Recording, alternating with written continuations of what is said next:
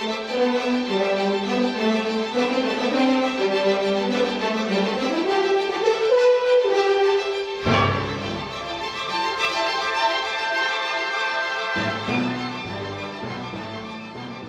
right, off we go. Mike?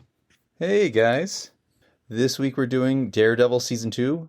It follows Matt Murdock as he struggles to balance being the Daredevil, a superhero, while also running the law firm Nelson Murdock. A new vigilante appears, Frank Castle, also known as the Punisher. He begins killing gang members across Hell's Kitchen, leading to Matt both fighting him and then defending him in a high-profile murder trial. At the same time, Matt reconnects with Elektra, who pulls him into a war against the Hand, a secret criminal organization. As the season progresses, the Punisher case exposes corruption tied to a failed government sting operation that led to Frank's family being killed, while Matt's double life causes his law practice and personal relationships to unravel. And this week we're going to discuss the myriad of legal issues that pop up during this, and we might turn this into a multi-episode part, so we'll see what happens. Hey, everybody. Future editor Derrick here. Spoiler alert. It did turn into 2 parts. So this episode is going to be part 1, where we discuss kind of everything related to season 2 until we get to the Punisher trial. And then there will be a part 2 in 2 weeks, where we will be discussing the Punisher trial as well as a few other things and giving our grades. So Mike was correct. 2 parts it is. Before we get going, I have a question for you guys. As someone who, prior to watching Daredevil Season 1, which you've already talked about, I had not watched a single thing involving the MCU Daredevil universe. So, Season 1, I got through without having to learn too much new shit. That failed in Season 2, where every time someone appeared, I'm like, who the fuck is this? And they're all like names I'm generally familiar with. Like, I know I've heard of the Punisher, I've heard of Elektra, but it was kind of funny to be like, okay, Derrick's got to do research before we could keep going. So I will say, for the most part, they keep it separate from, there was a wall between the main Marvel Cinematic Universe, the big movies, and the TV shows on Netflix at the time. It came out in 2015, I think.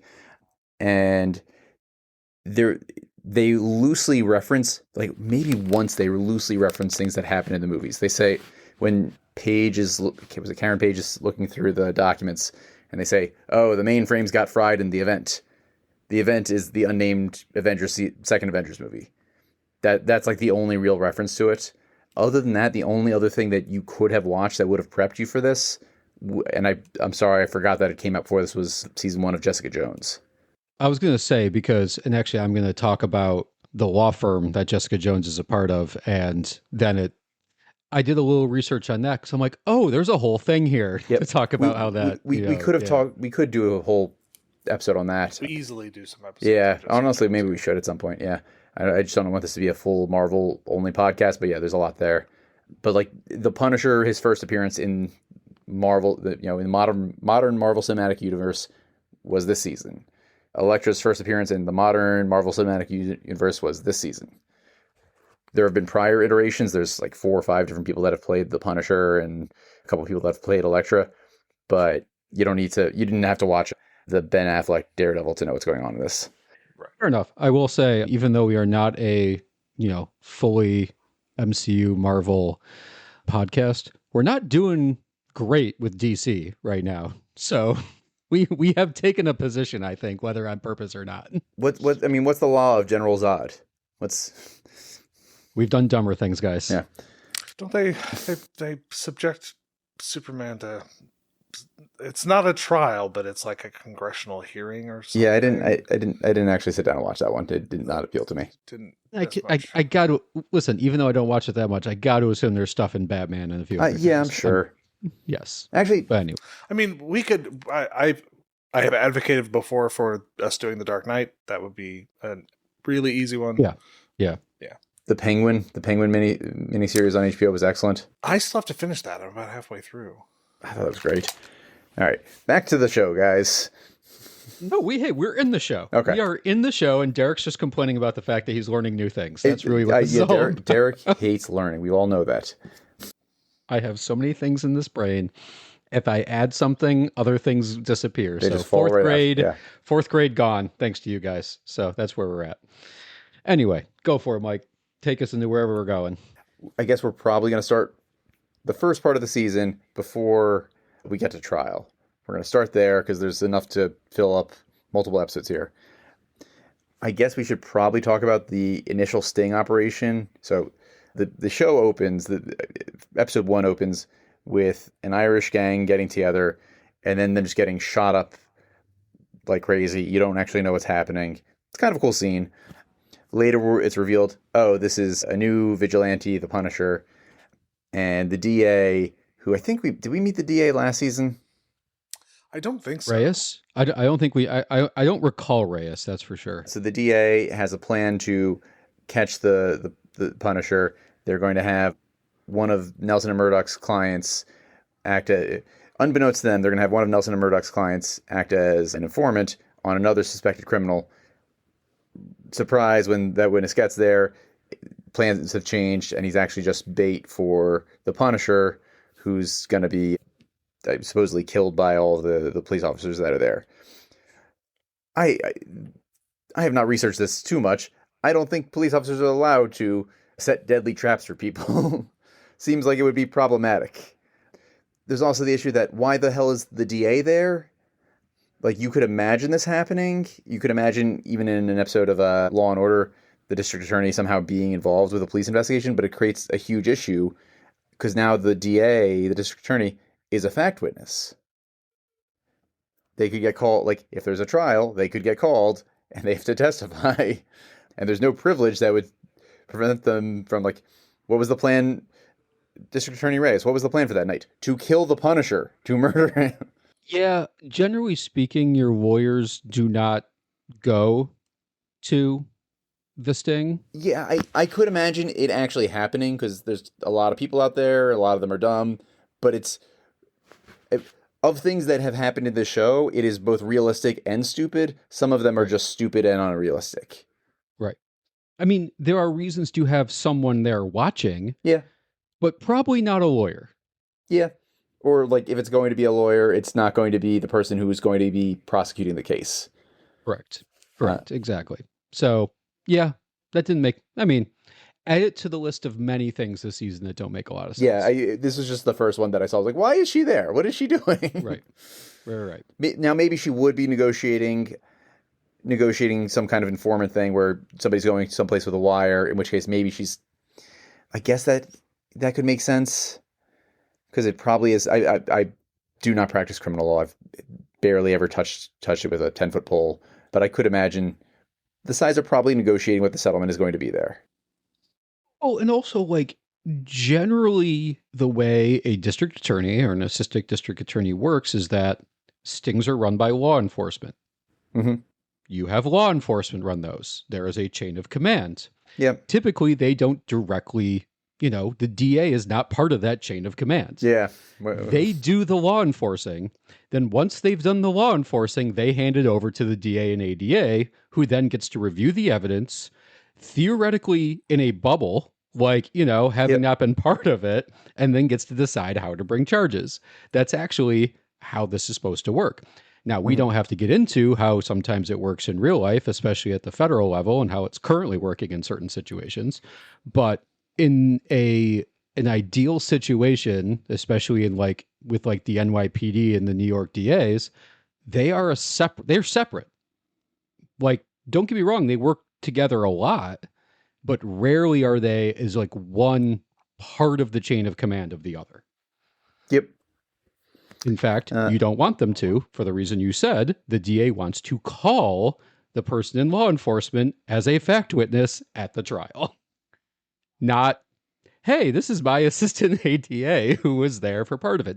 Now, occasionally that does happen, right? Occasionally lawyers get involved and they become fact witnesses. That usually happens in insane situations that the lawyer couldn't have gotten away from. Like, a witness comes after the DA, all of a sudden we have a different situation, right? That is not what we have here. We have the DA unilaterally deciding to be part of a sting operation. I do think that there might have been some involvement with the DA's office in the planning of an operation like this. If you're going to set up an operation where you have someone being a confidential informant going into this scenario, that you might want to make sure that everything is above board for once there is a trial. But that doesn't mean that they would be present at the. We should also specify to the listener, we are speculating a little bit here about what the role of the DA would be in. Sure, none of us negotiating, because yeah. Right, but I also say, like, and I know this well enough, I know, like, the NYPD has a bunch of in-house attorneys and legal counsel that they use for that purpose. Oh, okay. Like, I'm not saying that, now, don't get me wrong, I'm sure the DA and ADA are want to make sure nothing is getting completely is bad. Like, they may be there for purposes of making sure the evidence is collected correctly and so on and so forth.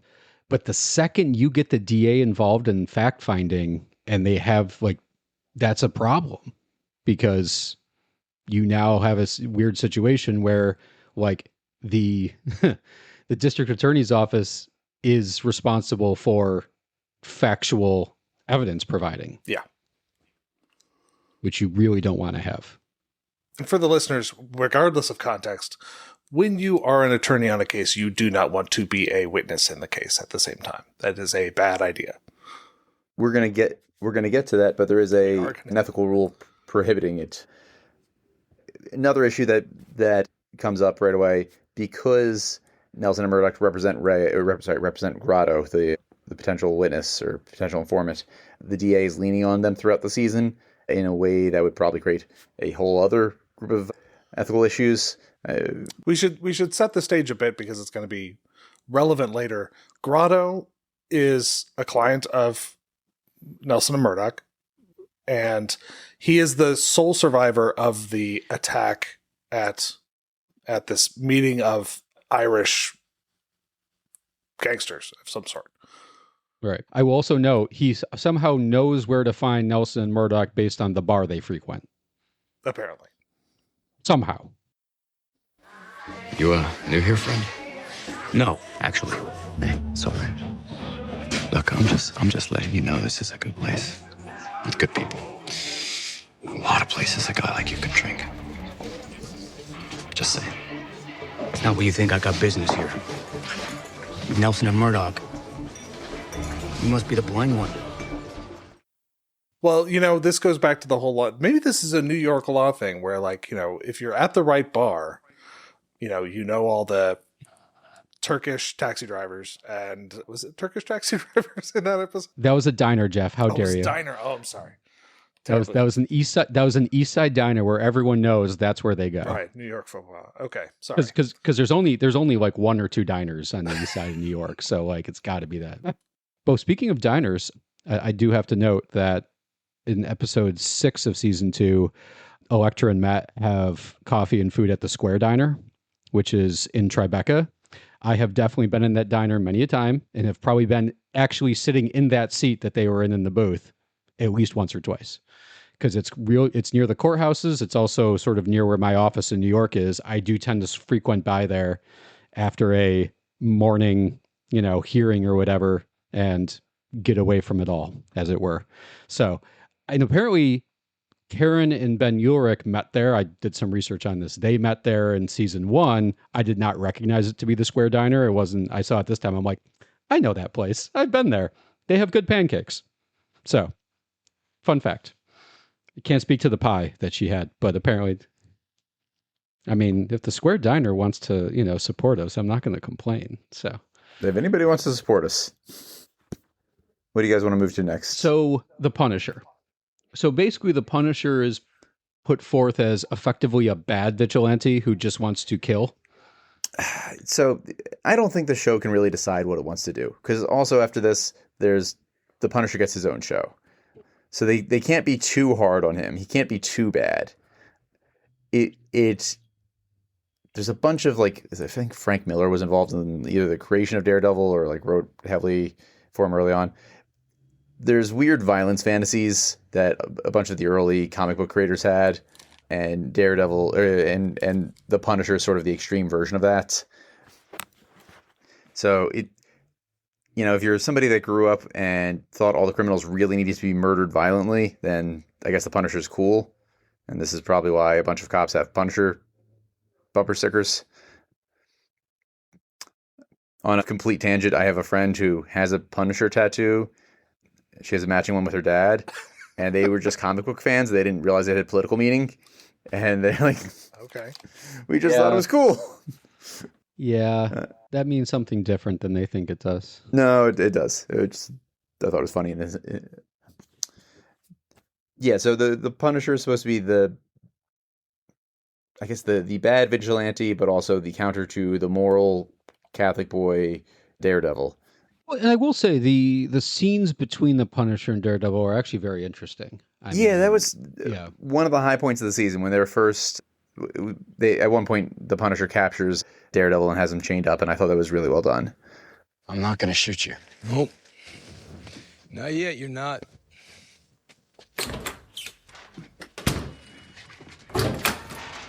Time to put a face to all your fancy talk about redemption. Elliot Groot, a.k.a. Grotto. I don't want to die. What did you do to him? I caught this piece of shit stealing a car trying to skip town. Scared, I'm sorry. I was running for my life. Stop it, Frank. He doesn't deserve to die just because you caught him stealing cars. Is that what you think? It's up to the law, not me and not you. Just tell him a little bit about yourself. You have no right to do this. I'm nothing. I'm just nobody. Oh, yeah, not all. I pour their drinks. I drive their cars. You were doing a little more than that a few months ago.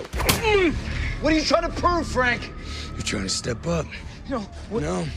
Who are you? Lafayette Street, second floor. Why don't you tell him what happened? Please, I'm sorry. No, please, I'm sorry. You tell him now. Frank, I'm not gonna shoot you, Frank. Nothing happened. I'm sorry. I'm only gonna ask you one more time. I didn't know it was an address. This guy, I didn't even know his name. He got wobbly with the wrong people. Owed something to somebody because the order came from on high. Yeah. What orders? That's what you can't say no to. Say the words! You say it. You hear me? You understand these animals.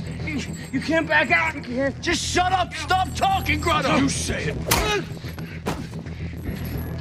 I won't ask again. Say the words, asshole! I did it. I killed him. I killed him with Batuna's head. Oh. But I swear to God. I didn't know. The old lady was in the house. What old lady? What did you do?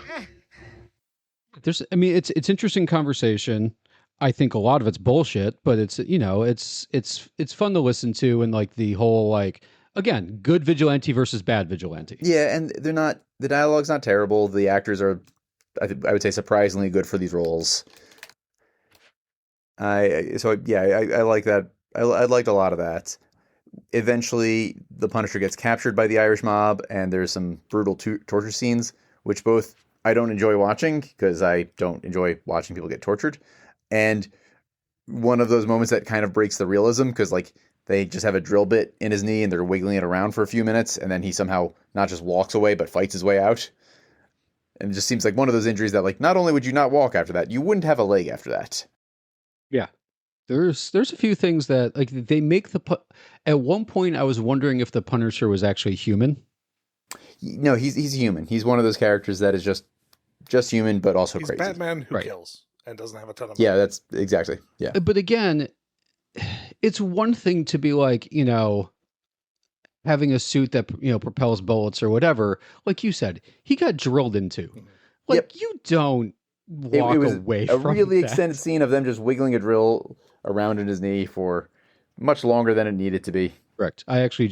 I think I bypassed that. I was just like, I know where this is going, and then just kept going, and then I apparently went too far down, and then saw him leave, and I'm like, well, that's not how that would work. Let's go back Nope. and Just Yep. walks right out of there. Yep.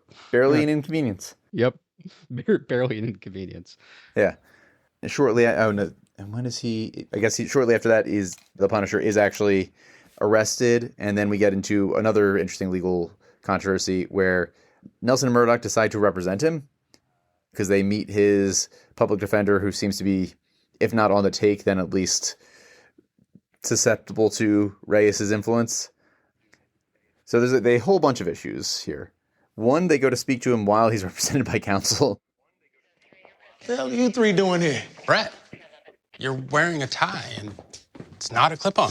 This ain't a good time, Froggy. How'd you get babysitting duty, Sergeant? A detective, Sergeant now. A promotion. I'm just lucky. Top dogs like the press of a good collar. Yeah, and the cops that get him. Congratulations, Detective. I'm sorry, but the area is restricted beyond this point. You can't be here. What if we have business with Frank Castle? Business. Guy's barely conscious. Our firm wants to represent him. Man's already got a lawyer. Yeah, we met that bench warmer. Not the freshest fish the city could have drummed up, but he's in the running. Brett, we feel Nelson Murdock is better equipped to represent Mr. Castle's best interests. Certainly over that of his current legal counsel. Look, I don't ask questions, but every firm in the city's passed this one by. Must be a reason. You're chasing the wrong ambulance. DA wants the death penalty. Public defender is all but ready to roll over and help. They'll even extradite Castle out of New York. That's what it takes. So we thought he'd respond to our strategy of, keeping him alive. Let me pull my list here. 2, Matt is actually a fact witness. Everything, not just everything, like everything the whole law firm has learned at this point, they have learned without representing him. So none of that is protected by attorney-client privilege. But also, Matt was there for all of these events, has had multiple conversations with him before this. New York Rule 3.7, a lawyer generally cannot act as a trial advocate where he's likely to be a witness on a significant factual issue. So anything he learned, all of these things that he learned are not protected by attorney-client privilege, but also he can't actually be the attorney, and that also 3.7b extends to Foggy. A lawyer may not act as an advocate before a tribunal if in any matter another lawyer in that lawyer's firm is likely to be called as a witness. So the whole firm is recused. So that raises an interesting question. How do you define likely in likely to be called as a witness? Because the context in which he learned what he knows is as Daredevil, where is it likely that anyone's going to know that he has had these interactions? So that you also have an obligation of candor to the court, which if you witness somebody committing murder. I'm not saying it's a good argument. I'm saying, is there an argument there? If you've witnessed somebody commit murder, and actually several murders, I think at the very least he's violating that obligation, if not both of them. Yes, the likelihood is 0 because they never find out. I will say this also probably applies to Reyes, because they were a fact witness to at least some of the major events. Even at the time, we know that they're a fact witness to the Grotto shootout. Package is delivered. What do you mean the package is delivered? If I was you, I'd put that on. Why? Why? Charlie 1 is now set. Over. Roger that, Charlie 1. Overwatch positions. Check in by the numbers. What exactly is an overwatch position? Let the police do their job. Charlie 3 is set. Clear fields of fire in sectors 1 and 5. Over. Charlie 4 is set. Clear fields of... Fields of fire doesn't sound like cop talk to me. That sounds like you're planning an ambush. Really? You're using my client as bait for the Punisher? Probably the first useful thing your client's ever done in his life. Oh, I'm gonna have so much fun suing you. Whatever it is that you have planned here for tonight, it ends now. We're getting Grotto out. We have a situation taking place on Tac Channel 1, man. Target is inbound. Repeat, target is inbound. Like, I think that would have been, if you're the defense attorney, that should be the first thing you do. District attorney, you're here prosecuting this case, calling you as a witness now. What's funny is at one point they talk about that. Reyes is just going to call in some expert shrink witness to blow our case apart. What case? Look, what if we push for a mistrial? We get more time. We talk about the DNR and the suits and Reyes' involvement. We get her kicked off the case. She wouldn't see it coming. If we go down that road now, we gotta prove in a court of law that the government willfully hid evidence of the Punisher ambush and that Reyes was involved. Well, I was there and you were there. We're not exactly impartial, okay? And either way, we need an opening statement tomorrow. And they end up not pursuing it. As a reason to get her to recuse, I was thinking that they should have pushed that. That certainly would have been a way of delaying the trial. Oh, also conflict of interest. There could be defenses that could be offered that Matt can't offer because maybe they would interfere with them being Daredevil. Oh, that's a good point. Yeah.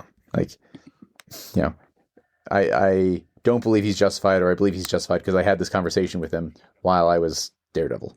And what about the conflict of you're representing the guy who killed your client? Oh yeah, which they do actually touch on in the show and then brush right on over. Mm-hmm. Yes, absolutely. They are representing the murderer of one of their victims. One of their clients. Yeah. One of their clients. Sorry, the victim of, yes. I'm sure this is not allowed. I don't know actually what the rule would be. Because the attorney-client privilege does not end on death. Right. Oh, and I guess one additional fact is there's a whole competency aspect, not just of Frank Castle, but of your attorney. You have to be competent to be the attorney, and repeatedly during the trial, Matt is distracted. Oh my gosh. So... Which way I should save that for the actual trial conversation. I'm sorry. Yeah, I'll hold off. We'll put a pin on that. But those were my big takeaways on why they could not be the advocates there. I probably should have spent more time on the fact that they represent one of the victims. Well, there's a lot. There's a lot at play. The answer is no, they couldn't do it. Well, and actually, you mentioned competency. And one of the things that's always struck me with Daredevil is they seem to be like competent at they're doing criminal defense law, they're doing civil, they're doing like landlord tenant stuff, they're doing just everything that comes through the door, and they have been practicing at this point for like a year. This is not how it goes. Don't get me wrong, as someone who started his own firm, there is you say yes until proven otherwise in the early years when you are desperate and hungry. I think I was capable of doing that because I had been practicing for... Yeah, you were at a big law firm for... I had been practicing almost 10 years when I started my firm. So, and by the way, still didn't take anything criminal because I knew I was focused on civil, but like I took things that were a little bit outside my wheelhouse, but I educated myself. If you are just fresh off of law school, as you guys are aware of, you don't know dog shit about practicing law. Like when you first come out, I can see a scenario where a firm casts a wide net. But a wide net is not typically criminal, civil, landlord, tenant, family, insert anything here. You don't have the ability to do that. And it also seems like, and we learned this in episode 1, and you're welcome to drop the clip in, Geoff, they weren't making money. In fact, they were getting paid in food, which is not really a great way to run a law firm. What's that? Oh, the bananas are from Mr. Tate. Payment for that fender bender thing. And for you... Strawberry rhubarb. You will be mine. So, I installed this free trial of accounting software on my computer. And the good news is that I can re-up it every 30 days with a fake email address. But, the bad news is that we're broke. As in literally no money, and our income can't cover our bills. We'll manage. I don't know how, but I know we will. Now, hey, I love getting paid in alcohol with some of my good friends and some of my, pro bono clients. That's not generally a way to, have a lucrative, thriving practice, is to accept strawberry pie, which I think is one of the things that they had sitting on the table, among other things. We'll allow it for Atticus Finch in the Great Depression, but when you're a New York attorney in 2016, 2015. Right. Well, and I will say, in season 1, we do find out that they got a super cheap rate on their office because it was, they got it when it was like 25% of the regular price because they were in the crap fest of Hell's Kitchen. And Matt's apartment has a big billboard outside that makes his apartment very cheap. I don't know what Foggy's doing. We never see his, I don't know, maybe in a future season we do. I never actually saw season 3. Yeah. So I'll be honest, I actually watched the first episode of season 3 just because I was curious where it went from there. But listen, Nelson Murdock clearly don't make money. I'm not sure if there's a single case we see where they make money in any of season 1 and 2. Like, they take down Wilson Fisk, but like... Right, but that's not a money-making... They don't get money. Yeah. Karen says something like, our profits don't even cover our expenditures, which implies that they don't even get a salary. They're just not even covering their expenses. So what I want to know is, what the hell have they been doing for the first year? And is there just money we're not aware of? So I don't know. I do know. So we see in season 1, Matt's dad puts aside a bunch of money. Or makes a bet on himself, presumably winning a fair amount of money and leaving it to Matt. Right. So Matt presumably has some trust fund sitting there for him at some point. Maybe, but also it can't be he had that to much. go. He had to pay for school and stuff. Right. They did have a moment where they were at a big law firm, right? Or was that they interned? They were summer interns. summer interns at a big firm. So like, and I think briefly Foggy went and worked with them in season 1. Am I imagining that? I think so, but I don't really remember. I watched this all originally years ago, and then I like kind of zoomed through bits of it before this. if he did, he went there for a half a second and then left. And Yeah, I think it was for like an episode. right. So like highly doubtful he made enough money to cover himself for a full year, or whatever they've been practicing for. Now, I will say the advantage of taking on maybe contingency fee cases, maybe civil rights cases, things like that, is all it takes is one big win and you can make decent money. Wilson Fisk did hire through Wesley. Wilson Fisk hired them for some undisclosed but large amount of money. Oh, right. There was a retainer. There is a thing that periodically happens in this show where they will get a huge sum of money, again this season, from Elektra. Never disclosed. And I guess that's what's funding them for the next season. Maybe. But again, technically, if it's a retainer, they had to have billed off of it. Right. You have to actually earn that money. Well, they never signed anything with Elektra. She just paid them a bunch of money. Because again, that's how that works. Mm-hmm. That's how my clients pay me. Just large sums of money. I have no idea. Yeah, Derrick, when you were at a big law firm, if you brought in a client, what was the mechanism for keeping that client's identity totally secret from the rest of your law firm? How'd that conflict check go? One, never successfully brought a client to my big firm. This may shock you. If I did, no, that's just not how that works. Yeah, no. Like I'm trying to think what I would have had to do to bring a client in to White and Case, somehow get paid through White and Case, but have no one at White and Case aware that they were my client. I don't think that's possible. I don't think that's how that works. No. I No. don't think so either. No. Anywho, fun times. So it is, you do make a good point. There was the random retainer from Fisk, which could have been tens of thousands, if not hundreds of thousands, based on what they've, implied that Fisk had. But then when they do have to bill. Again, they have to bill. But maybe Daredevil can bill all of his time, going after Fisk. That's how that works. His time investigating his client, he bills to his client. Well, then we can add trust fund diversion to their set of Yeah. the random amount of stuff that Matt's done. Yeah, Elektra fires some money in there, but again, not sure how much, and she eventually just says you can keep it, which again, that's not how that works. Yeah, Nelson Murdock doesn't really exist in real life. Right. Yes, no, a whole bunch of issues that don't quite make sense. Hi everyone, Derrick here with a brief message. The Not So Grand Jury is sponsored by my law firm, Morwa PLLC. One of Morwa PLLC's many practice areas is business law. If you are a business owner or someone who is thinking of starting up a new or side business, you need a legal team who can efficiently provide you legal counsel, keeping you and your business away from potential legal issues, and if necessary, representing you in any disputes that do arise. We pride ourselves on being cost efficient while also getting to know our clients. If you want less stress and more support, you need more law.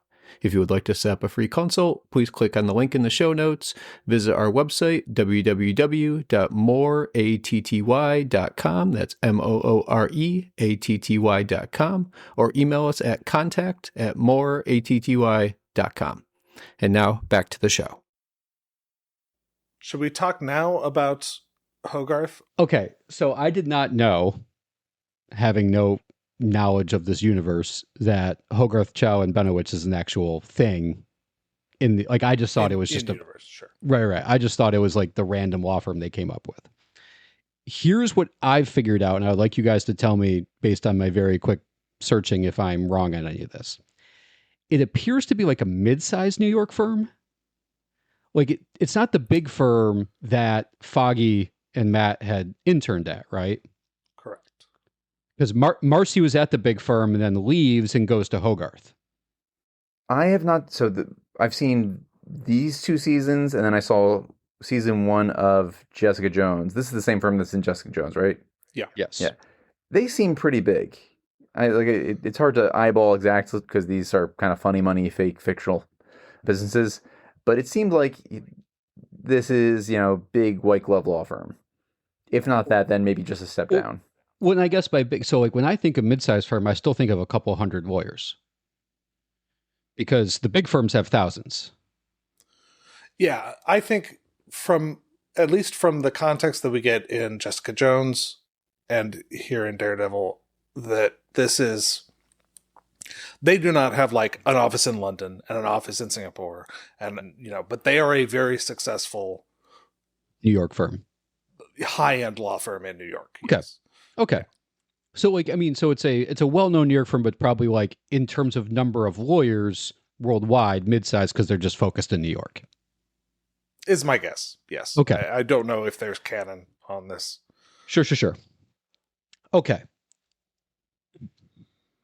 There was one part of the show that made me yell at my iPad when I was watching it. Yeah. And we will play the clip. Yep. When she says or even implies that Nelson could be a goddamn name on the door. Our firm represents Hell's Kitchen's top clients. Of course, by accepting our offer, you'll get a personal assistant, a corner office, and the opportunity to branch out and build your own client base. Your former associate, Miss Marcy Stahl, recommends you very highly. And after reviewing the infamous Punisher trial, I would be foolish not to invite a talent like yourself onto our team. Hopefully, you'll find our starting salary competitive. That's one way to describe it. It gets better. How does Hogarth, Chow, Benowitz, and Nelson sound? Like a mouthful. I mean, good mouthful. You think outside of the box, and that is exactly what we're looking for. If the past few months are any indication, my firm is going to need a very resourceful attorney. Someone like you, who's not afraid to take on riskier, non-traditional cases. Cases involving vigilantes. Let's call them people with complexities. You have no idea. Try me. I believe I yelled, "Fuck that noise," and just started typing away on on the document I had created for all my notes. Because that just sullies the name of all those name partners out there. It's the ultimate example of and I don't have the name for the strip, but the funny money aspect of these things where it's like, oh, you had a good trial. You're the named partner in the biggest law firm in the world now. You sold a house. You're a real estate billionaire. Right. I mean, and so for the listener who is not familiar with how name partners or equity partners work, allow me to do a relatively quick overview. I will try to be relatively brief on this, but basically, so there's the biggest firms. Typically, there's a lot of large firms in New York, but the biggest firms worldwide are typically those big law firms. And a vast majority of the names of those law firms are dead and have been dead for probably at least 100 years, if not even longer. I looked it up. 15 of the big law firms are more than 200 years old, and some of them still have the same names from their founding members. Cadwalader was founded in 1792. I don't think Mr. Cadwalader is still around. Although actually Cadwalader actually just switched names, but that's besides the point. The Skadden Arpses of the world, all those firms are all very old firms where many of the name partners passed away a long time ago. The firm I work for, White & Case, was founded in 1901. So it's it was founded in the 20th century. It's actually a newish firm. Mr. White passed away in 39 and Case passed away around the same time, despite the fact that we joked for so many years, thank you, Mr. White and Mr. Case, for paying for, certain things as when we were summer interns, even though they had passed away something like 70 years before. This is normal. Like a lot of the big firms, the name partners are not people who are still alive and working. Now, there are some newer firms. Quinn Emanuel, Urquhart and Sullivan is one of the ones that comes to mind. Quinn Emanuel was founded in like the 80s, 90s, I think. And at least one of the name partners, I think it's Quinn, he's still alive. He actually just resigned as being admin partner relatively recently. They also in 2010 added Kathleen Sullivan as a name partner. In fact, she's the first, and I still believe the only female name partner at any of the big law firms. She was the dean of Stanford beforehand and has argued 11 cases in front of the Supreme Court, so on and so forth. That's what it takes to be the name partner at a well-known New York law firm, is to be the best in your industry. It's not to be barely a year out, having not completely fucked up a trial, still losing it, maybe due to the fault of your own idiot client. We will get to it in a second. His opening is fine. It's not good. It's fine, given that he had no prep. But that's not something that, like... There's a bunch of things that happen that are bordering on malpractice. So. There is no scenario where Jerry Hogarth says to you, I read about your opening statement, and it was so good that I'm going to ignore you have no clients, you've only been practicing for 17 seconds, that you can have your name on the door. Yeah. And God. The context in which an attorney, when you're out of law school, gets something they do in court written about is probably they got slapped around for having AI in their brief these days. Like, it's not anything good. And that's nothing against young attorneys. It's just, you're not doing that. You're in a back room doing discovery doc review and stuff. Or, you're just fresh out and you've started your own law firm and you're doing family law and whatever little stuff comes through the door, because nothing big is coming through the door because those people have money to pay for more established law firms. It's just how the profession works. Right. Now, as part of their conversation, when she offers him a salary and he was sort of impressed by it, that might be true, right? Sure. There's a good chance that even back in 2016, they were offering him $200K. That's not unrealistic for a very well-known New York firm.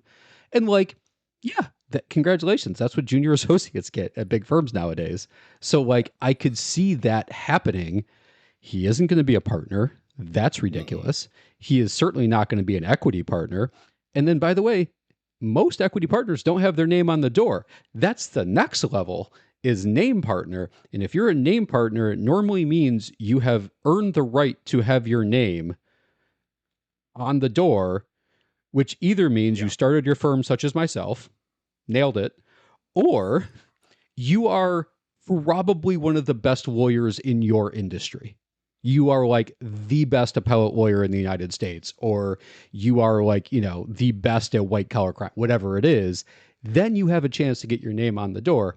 Foggy Nelson is not getting his name on the door unless he starts his own firm, which is what he did. Right. In a world where you have former Supreme Court clerks going into, private practice, or, the folks who regularly are in front of the Supreme Court arguing cases are generally not named partners at their firms because they're at firms that have been around for ages and already have established names that they're not going to want to mess with. Now, I will note one of the big firms here in Philly is, or used to be called, Pepper Hamilton, and now it's gone through 2 or 3 name changes since I was in law school. Yeah.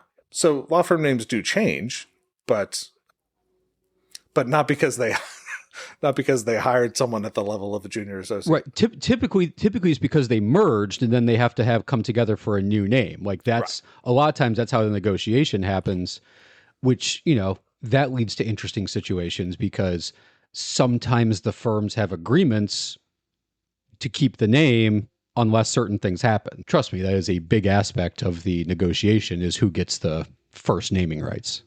I guess we should move along to the trial. I guess, are we there yet? I mean, before we get to the trial, I guess one thing I'm just going to bring up is the feds would have taken this over, right? He's suspected of murdering people in multiple states. Yeah, probably. And it's terror. Like, it's basically domestic terrorism. Yeah, and also involves gang violence, interstate mobs. Yeah. Like, it's not the same thing, but this is the closest comparison I can come to, even though it didn't I don't believe it crossed state lines, is the Boston Marathon bomber. Like, that's probably the closest comparison. And the feds took that over real quick. Yeah. On top of that, it wouldn't make sense for the New York District Attorney to be trying to get murder because of tying it to Delaware. It would make sense for the feds maybe to do that. Correct. And also, if the feds came in, and we actually are seeing this currently in real time, they may go after the death penalty even though it's in New York because under federal statutes, including, using the Boston Marathon suspect as an example, he is currently on death row. And, because he was charged with various federal crimes that carry a potential death penalty sentence. We should talk about the pre-trial stuff first, although that does involve the voir dire. The show, they get them to go back and forth a little bit. They get them down to one life sentence. So let's go through exactly how they come to represent Frank Castle. Oh yeah, that's even more fun. Because he's represented by the public defender. The public defender comes to get Karen's statement because she was with Grotto when Frank came after him in the hospital.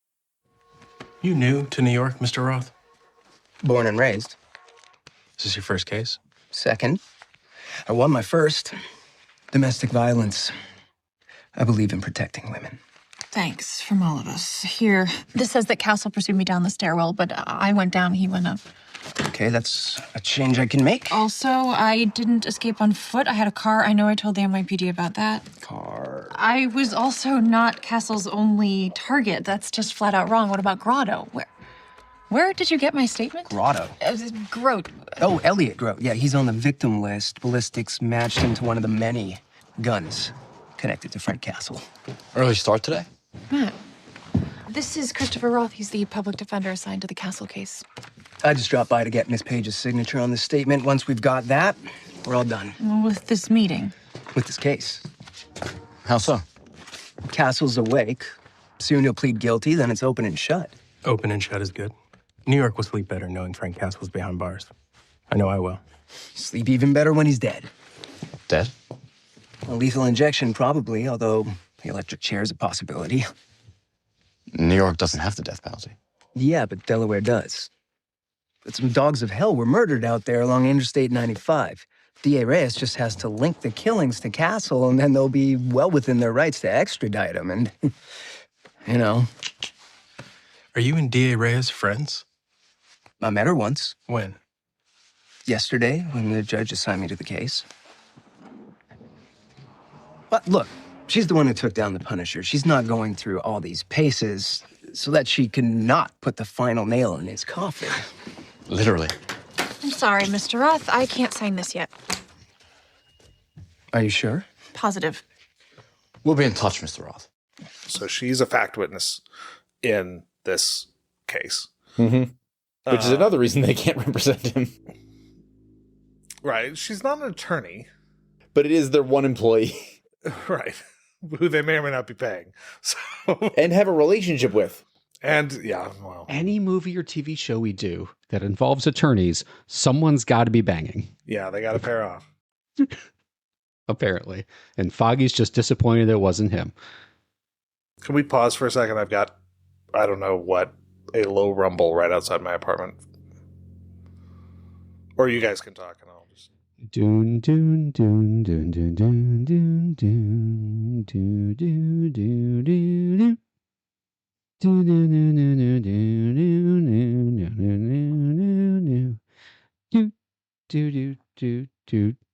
Doot, doot, doot, doot. Okay. Yeah, so they're approached by the public defender, realize he's either not competent or just not going to be doing a very good job. They decide to approach his client behind their back without their permission. Derrick, can you do that in New York?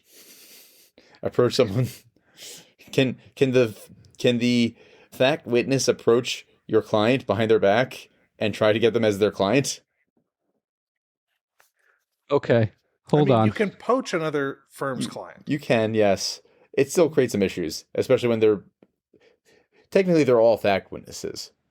Right. So the rule when it comes to like unable to talk to, because I've actually had this issue happen to me a couple times, is a lawyer is ethically barred from talking directly to someone that they know is represented in the same manner that they're like referring to, right? So like if my client is suing client B and client B is represented, I am fully aware I cannot directly talk to client B unless his lawyers give me written permission to do so. It doesn't mean that non-lawyers can't, right? So non-lawyers can kind of do whatever they want because they're not ethically obligated in any capacity, right?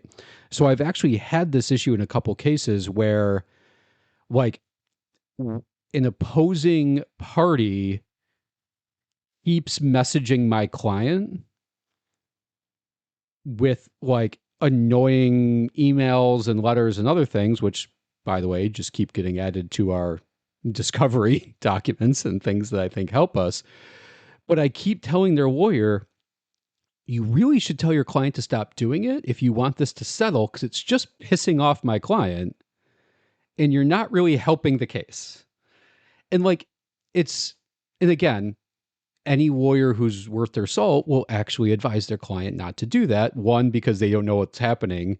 But I am a little worried that they're actually doing it at the behest of the lawyer without, and it's very hard to prove that, obviously. But that has happened a couple times. But the key is that it's the lawyer ethical obligation. It's not a client obligation. It's not a business person obligation. So I don't know how that works here. It's weird. It's probably not great. Mm-hmm.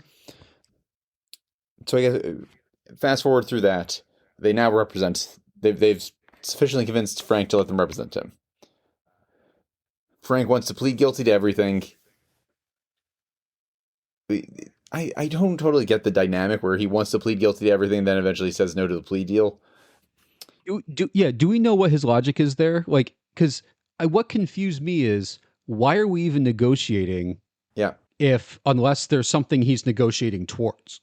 I mean, I can understand why his attorney would be trying to negotiate a lesser deal. I understand what Nelson Murdock are doing. What I don't understand is, at some point, and maybe this is because we have lawyers that have been practicing law for 13 seconds, at some point you sit down with your client and you go, what do you want? We never see that. We never find out if that ever happens. It just seems like Foggy's trying to make the best deal, which I don't care how good of a deal you make. If your client doesn't want it, why are you making it? Yeah. And Matt's trying to set some sort of weird precedent in vigilante law or something that doesn't make any sense. Fair. Yeah. Everyone's motivation is a little bit weird. It does mostly feel like it's driving forward the plot. Like they do these things for the plot and not for any particular reason. Also, if New York has, how many murders do they have on Castle at that point? 30 at least. Like 30 they're aware of, right? They're not making that deal. They're never, like, the only way they're making, like, I guess because of public pressure, but like, I don't see a scenario where the New York DA's office caves to public pressure like that. So they actually totally should, because there are competent defenses about how the district attorney is a fact witness here and is covering things up. But yes, they're not going to based on what we've seen of them. Oh, but also, from what I can tell, they've got him on other murders. That's not the only one, right? I'm trying to remember what they have him on. Like, we don't get that information, do we? We don't, and it doesn't help that now we're jumping into the trial, but the issues with the medical examiner, tarnish things a little bit. Okay. So let's the plea deal. Let's do plea deal, and then we'll go to voir dire and everything. All right. So they do a good job negotiating what seems like a reasonably good deal, with the one exception of why does the district attorney want him to be in general population? I think there's like a very strong claim for 1983 claim. So yeah, there's a very strong claim for cruel and unusual punishment, which we do see later on. We do. And actually, we've seen bits of it before. So like, this is, as far as like hypothetical 1983 claims we've seen, this is maybe the strongest we've ever seen. In Daredevil or in any of our shows? I was going to say in any of the shows. Rarely do you see the police plan to kill somebody. I mean, if we go run through the full train of events here, it's like there was a failed sting operation, a second failed sting operation where they plan to kill the guy. They intentionally want him in general population so he'll be killed. The guards are corrupt and are trying to arrange for him to be like, it's rare that there's this and it's this laid out where it's like, oh yes, Shawshank comes close. Maybe. Yeah. Okay, so the negotiations go nowhere. He rejects them at the last minute for no reason, because he wanted to plead guilty to everything, and now he wants to be innocent, and then later he pleads guilty again. It's your lucky day, Mr. Castle. The 6 Dogs of Hell gang members you wiped out in Delaware won't be an issue anymore. Delaware doesn't have the evidence to charge and extradite, so the death penalty is officially off the table. But Reyes also wanted 3 life sentences without the possibility of parole. But as the Nelson and Murdock, I got her down to 1 with the possibility of parole in 25 years. That's the good news. And the bad? She wouldn't budge on protective custody. He's gonna have to be in general pop. No, it's bullshit.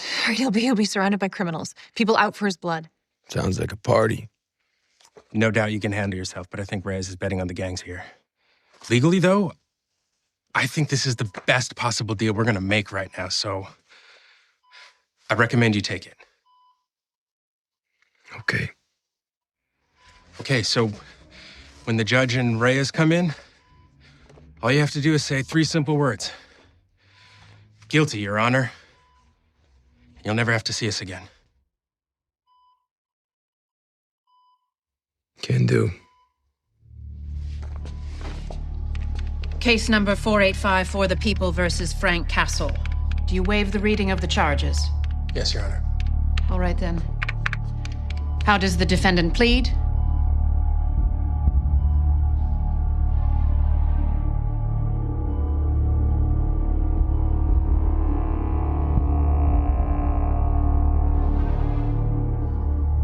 I plead not guilty. You hear that, witch? I'm gonna watch you burn right along Counselor, with you. please Hear me? control your Do you hear me? I'm sorry, Your Honor. The defendant has entered a plea of not guilty.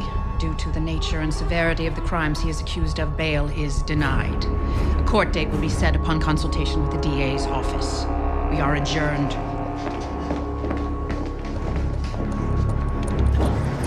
Holy shit. That was not supposed to happen. On the question of the plea deal and him and his arraignment in the hospital room, that's not totally unheard of. When the defendant is injured and in receiving medical care, that you might need to do an arraignment not in the courtroom for reasons of like other constitutional reasons, speedy trial aspects and things like that. So I just wanted to flag that that's not totally unreasonable. I love it. It's kind of a half lit hospital room with like tape on the ground because apparently you can't get within 3 feet of his bed for some weird reason. He's that deadly, man. Right. He's so injured that he can't leave the hospital room for his arraignment, but he's so not injured that he's a threat to you if you're within 4 feet of him. I don't know. Yep. Fair. So then the judge the DA fast tracks the trial somehow.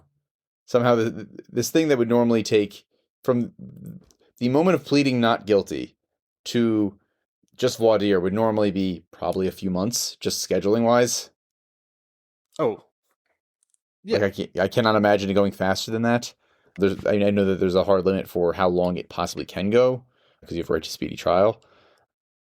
But I can't imagine, like, the series of events that we see in the show that apparently take place over the course of a week or two is probably 6 months to possibly several years in real life. Yeah, of course.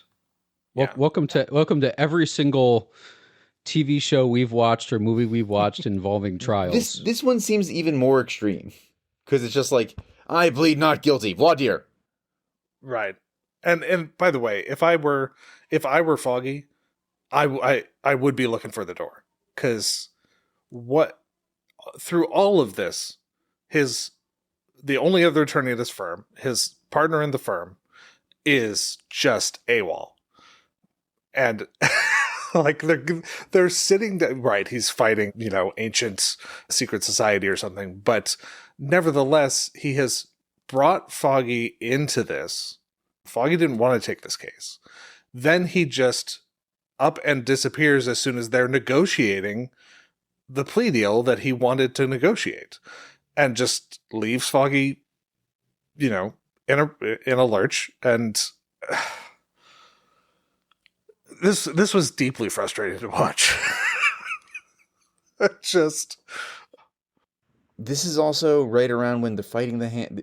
Honestly, the part that was the most frustrating for me had nothing to do with the legal stuff. It was when they're fighting the hand and suddenly he can't hear their heartbeat anymore, which was a thing that they resolved this prior season. Also, he can hear when there's paper in a closed drawer. Yeah. Like, he smelled someone's cologne from 3 floors away a season before this. Like, why? None of this is relevant. None of these guys have smells or anything, yeah. apparently. Yes. Yeah. They're the hand, Mike. They are made up ninjas. I don't know. I mean, definitely an organization that would be targeted by the RICO statute, if you ask me. But then we can get into that separately. Well, I'm not sure if they're actually alive, so maybe they wouldn't. Isn't there something where they might be zombies? Or some of them are. I don't know.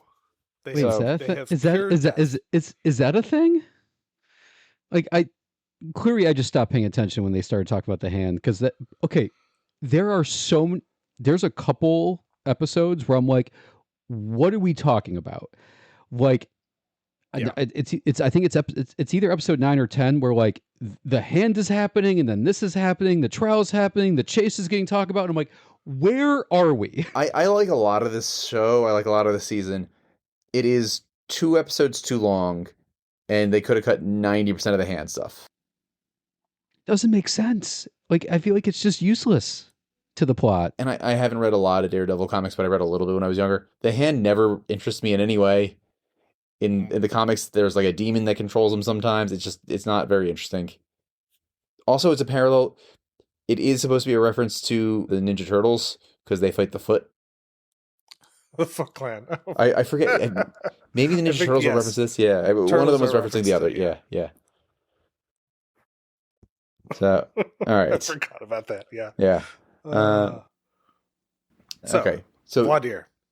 Smash cut to voir dire. Voir dire and also venue, because they do at one point make the comment that everyone in New York City has an opinion on this, and the judge doesn't say no. And it's like, as much as you can, we've talked about changing venues for trials before. This seems like actually a reasonably decent case for it. All of these massive crimes happened in New York City. You could probably move this to Westchester without it being a big issue. Correct. And I think the perfect example I have is the Oklahoma City bombing, where the trial of Timothy McVeigh and Terry Nichols was moved away to Denver. Yep. Because, and honestly, like they had a very good judge, and I did a little research on this because I was sort of curious on my own. It was U.S. District Court Judge Richard Match got the case because they moved it to Denver, and ended up being one of the most like fair, efficient trials. Like, it's actually like, if you read up on it, it was the night and day between that and the O.J. Simpson trial, which was just interesting nonsense. Right. Like, Unclear if Judge Ito actually like gave a shit in that trial. Meanwhile, it was one of the like most orderly. It was a very dignified trial. Like it is still served apparently. Like apparently, when you do like judge training, that is one of the examples they use as how to do a federal trial that is, has a little bit of public opinion on it and some issues, but they managed to do it fairly and orderly without like ridiculous witness outbursts. Hashtag trial of the Chicago 7. Like it was very well done. That is the perfect example of a change of venue.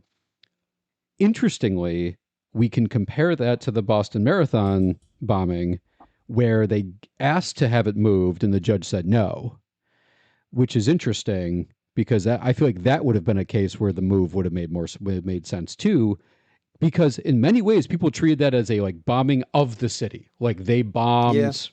I guess, and I'm sure there's legal arguments against it. I guess the main one would be that this was national news. Everyone knew about it everywhere. You'd have to go pretty far and wait pretty long for it to fade somewhat. Fair enough, but anyway, let's be honest. There should have been a change of venue motion made. Yeah. Oh, absolutely. They should have at least made it. And honestly, like they should have done that. They were pressured about time. At the very least, this is a good faith motion you can make that will probably buy you some time. Like it's probably going to take a while for it to get scheduled, even if it's like a priority filing.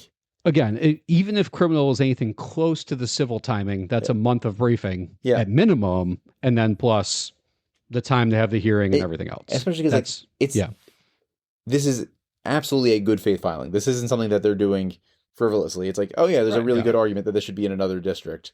Well, and by the way, I'm told change of venue filings happen in almost in every case, and they just get routinely rejected. But it's a way to, again, they're motions you have to make, especially in any murder trial, because you don't want to be found being ineffective assistance of counsel. So you file every motion you could possibly file so that you can say you've done it. And I guess we should probably also talk about they should have filed to recuse Reyes. I don't know if we talked about this yet. We touched on it. Reyes is... But not why. We need to go into why. So, all right. So Reyes is also a fact witness. So the same rule applies to Reyes that would have applied to Matt Murdock. She was there not just for the sting that we see, but for the prior sting that initially made the Punisher who he is. She has a similar conflict of interest where she arranged a sting, apparently bungled it, then tried to cover it up.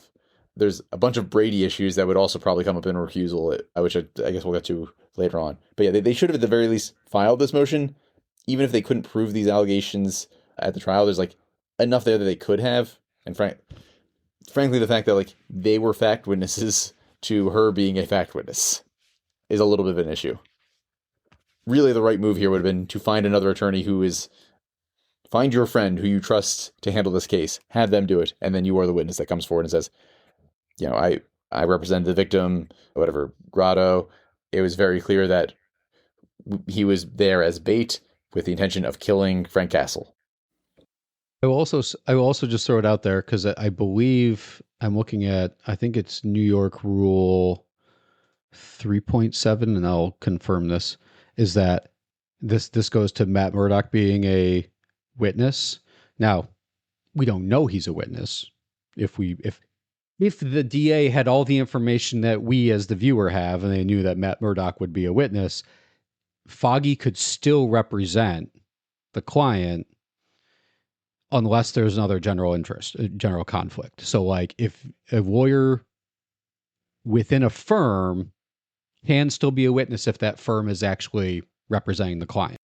Right. So it's a two-part test, right? So like it's got to be both. It's got to be that they're called a lawyer on a significant issue other than on behalf of the client. So if they're actually supporting their client, they can get called. And that's part 3.7b2, unless they're precluded for other reasons, which could be a conflict, right? So, like as part of that, they were giving advice to the other side or, whatever else. Well, they probably are still conflicted out because they represented one of the victims. Correct. No, that might be one of the reasons why they'd be conflicted out. But if we look at this in a vacuum, maybe they represent one of the victims. They employ one of the witnesses.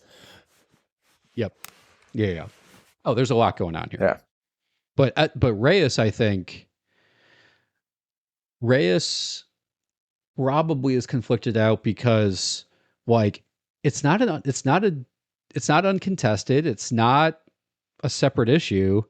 And it also says like the only reason that she could be an advocate and a witness is if it would create a substantial hardship on our client. She's got a whole office of ADAs that could help her out. So that's not going to be a substantial hardship. So she likely is disqualified.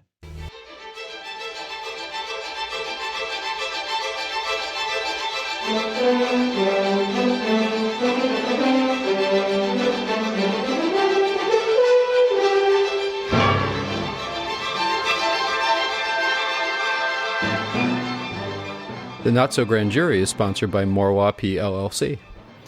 The opinions expressed in the Not So Grand Jury are those of the hosts themselves and not of their respective employers. The theme music for the Not So Grand Jury is from Gustav Holst's Jupiter and is in the public domain. If you'd like to get in touch with us, if you want to suggest future movies, or even if you want to offer corrections, you can email us at notsograndjury@gmail.com or message us on any of our social media accounts. The Not So Grand Jury is copyright 2026, all rights reserved.